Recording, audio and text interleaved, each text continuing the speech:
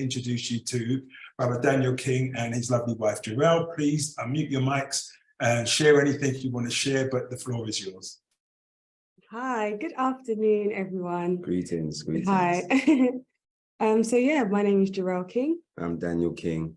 You might know us from YouTube as Life with the Kings. We're in Ghana. I've been here for almost 3 years now. Yeah. 3 long, challenging years. Very challenging. But finally, we're reaching that sweet spot. So if you have been watching our journey, you see we started in a tent. In fact, I'll let you explain our journey and our. Yeah. Okay, so Ghana. You know, to be honest, it's difficult for me to focus on Ghana because I'm of the belief that the entire motherland is my home. And, you know, without going too far ahead, just to give you a little glimpse into our future plans, but we intend to have multiple bases or homes and in various countries in Africa. Like Ghana is just the beginning for us. But yeah, okay, let's go back a little bit. Our journey here has been a very challenging one. You know, we've been told we are, and which was quite difficult for me to kind of receive. But now that I have, I believe that we are pioneers. Not only just that we were one of the first that we knew to come here in our own families, in our own communities, but also the way in which that we have transitioned from living, you know, what we refer as Babylon, in Babylon to, you know, back home to the motherland is quite unique. And yeah, it kind of just encapsulates the magic that our transformation really has been, and not just a physical one, but a spiritual transition, a mental, emotional transition as well, and even financial as well, because in all of those areas, we have amassed freedom. Like I've never known that it's even hard for me to put into words and describe the freedom, which was one of the main reasons why, you know, we started this journey in the first place, is because we just knew we deserved our freedom. We knew that our freedom was also a promise from the Most High, and that our children deserved more, far more than we could give them living in the construct, you know, where we were born, which was the UK, by the way. We're of Jamaican descent, but we were born in the UK. And so our first year in Ghana was a whirlwind, a roller coaster. We literally came on faith. We had very little resources, financial resources, obviously. We had a lot of knowledge. We had a little bit of wisdom. We have a lot more wisdom now, gray hairs, but yeah, we were very limited on financial resources, and we were not prepared. We were not really prepared, but we had an abundance of faith. And the faith is what carried us through. Like, honestly, I know it may be quite difficult for some people to believe that you can make such a life-changing journey on faith, but believe me when I tell you, that is our story, and that is how we did this. And to be more specific, faith in the Most High, not just faith in anyone, or just even ourselves, you know. But yeah, faith in the Most High, and growing in that relationship with the Most High is truly the catalyst and has been the sustaining factor in our progress. And, you know, I'd even say in our rapid progress. So like I said, the first year was a whirlwind, and we were just going from pillar to post, you know, just trying to find our way. We lived in Accra, in various different places all over, which is the city, the capital of Ghana. We did that for a year. Having said that, we came prepared to Ghana with our tent, with maybe like 4 or 5 barrels of everything survival gear. So we were fully prepared to know that we're going to live self-sustainably at some point on our land and build our home, you know, with our own hands and with our children in tow. We had 3 children with us at the time. I believe like 14, 5 and 3 they were. And yeah, a time came when we knew, okay, life in Ghana is no longer sustainable for us. It is literally rampaging through our finances, the little that we had left. And the walls were starting to close in. The pressure was definitely amounting, caused a lot of strain in our relationship. And yeah, it was just time for us to leave the city and to do what we came here to do, which required an extreme amount of faith, more faith for me, because I had kind of got accustomed to living in the city and being in an apartment and, you know, all the conveniences and stuff that come with that lifestyle, like running water for a start. But Daniel was very adamant that he was going, whether I was coming or not, he was going. And to live on the land that he'd purchased for our family. And yeah, it took a moment for me to come round. I mean, I kind of knew that I always had to go. That's what the plan was. But yeah, that final little push, like just to get over my fear, required a lot of faith and endurance to say, okay, do you know what, we're going to do this. So that's what we did. And we moved to the land, we set up our tent, and we just started living. We had a very simple life, no electricity, no running water. And yeah, it was very basic.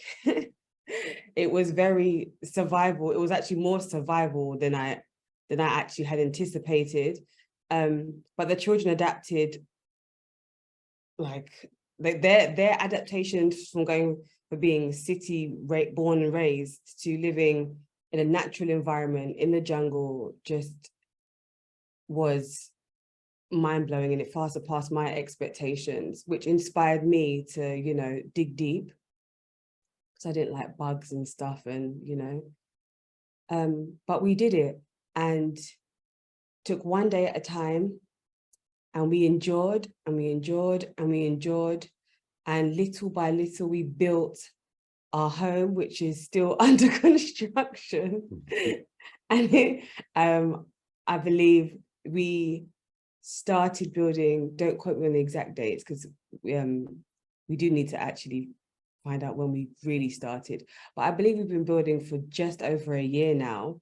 But what started as a tiny home just to get us out of the tent has evolved into a family home big enough to fit all of our children. That's the ones that we have living with us now, and the ones that we have back in the UK from previous relationships. And yeah, we've done all of this with very little support from any organizations here in Ghana or a network of people, or, you know, like everything that we've built, I can honestly say, has been our blood, sweat, tears, and the will of the Most High. And that's it, which is I realize is a very different narrative being told here. But that's just our story. And just to show that there are many ways to do this, and facing your fears, having faith, being patient, and enduring is our recipe and our I guess the foundation for our success. but I've just been told to wrap it up. So I'm gonna just. So I don't know what we're like for time, but I'm just gonna thank you, babe. I think that, you know, gives you a little insight into our journey so far. But, you know, going through that has enabled us to ensure that people don't have to go through that. Yeah. Here in Ghana. Don't have to come here and live in a tent. And, you know, we never romanticize. Okay, thank you for the time. We never romanticize Ghana at all. You know, if you watch any of our interviews or our channel, we always tell you the raw truth. But since then, we've able to get ourselves in a position where we have we have links with the chiefs. We have links in immigration, you know, all sorts of documents that are needed, Lands Commission, all sorts of these things we have direct links to, and have built up a great reputation with all of the above. So if you didn't know, we're the founders of Yehuda Village and Ruby Village. And it's a village, 2 villages that we started, one more faith-based, Yehuda Village, and one not so faith-based.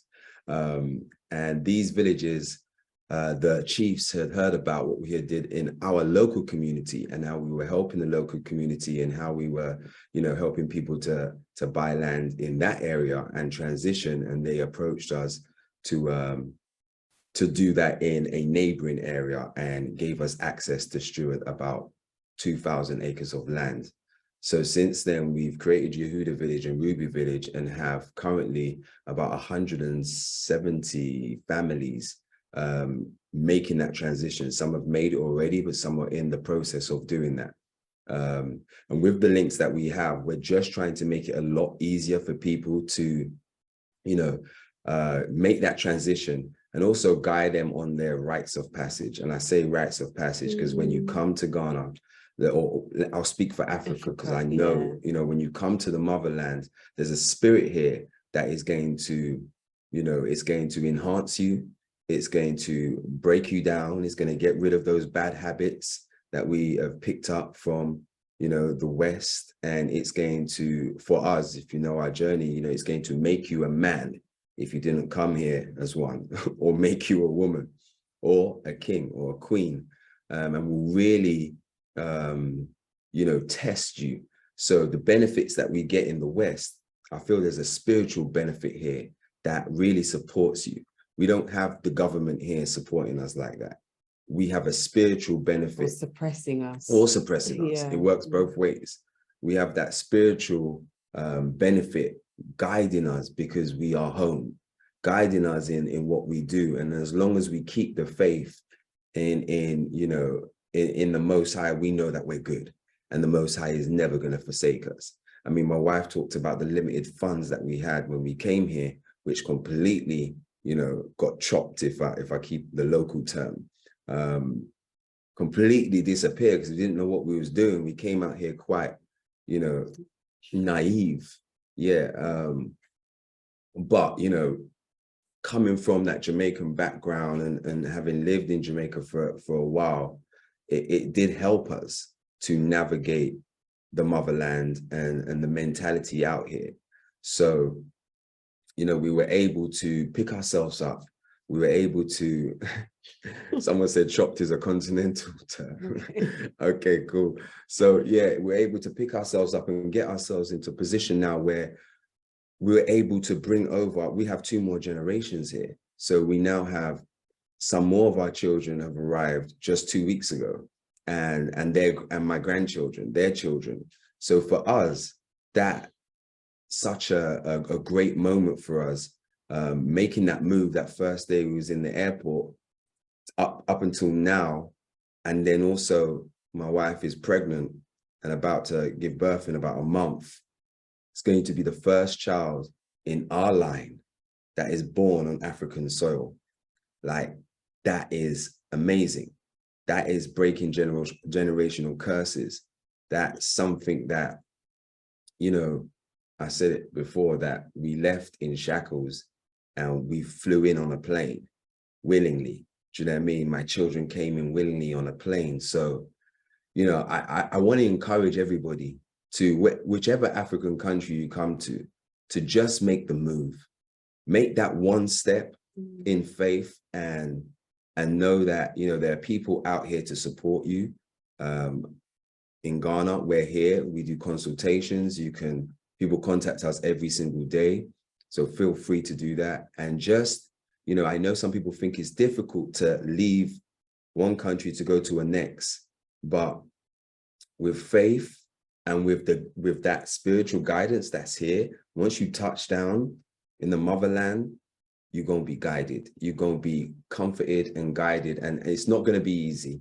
And there will be times when you will be broken down, but that breaking down is needed to build you back up into something great. And yeah, I think that's about, yeah. That's your, okay. I don't know if you guys know, like they said, there's a whole village and there's a lot of land. But when people have this, you can't play this level of experience cheap, because if you come, you now have to go and repeat many of the mistakes that has already been made, or you just join your brother, you join your sister, and you go. It's one thing that they have the land, yes, but the main thing is when you're together now, maybe you get to help raise this new beautiful African baby that will be there. Or maybe you're old and now you've got people who can actually help you. Without the social connections, repatriation is crazy. And Africa's a tribal space. Hopefully we'll get more united as times come on. But we need our own tribe. And this is our own tribe. I flew to Ghana last year, and to my shame, I did not get to their place. But I'm going to go back and I'm going to get there, because I've seen it. And I even saw Jarell making a sofa out of concrete and doing the concrete in herself. I wanted to go and sit on that. But like I said, these two, you're just very inspiring. So when you see those kind of pioneers, and whenever you're talking to a pioneer, they're going to tell you, if you're not religious, that's up to you, but they're going to tell you about faith, because only faith can take you to a space where you don't know anyone, you just have something on your heart and you go ahead and do it. Like, I don't say it as often, but like, I have no idea why I'm still in Zambia, how I'm still in Zambia after some of the L's we took, I don't know. But I looked across and was like, well, if the Creator's blessing them, he can bless me the same, innit? So I stayed. And that's what we've got to do. There are people on the ground who are there to help, but everything they know, if there are others of us in Ghana, there are others of us, we all have our little bits of information. Imagine how powerful we'll be if we can bring all those bits together. So again, it's like, this is the first of what I want us to do, but to just be connecting, it's just so empowering for us. If you've already repatriated, you know how nice it is to be on the screen with other people do you know how that just helps you know that you are not alone in whatever your situation was. All right, well, let's move on.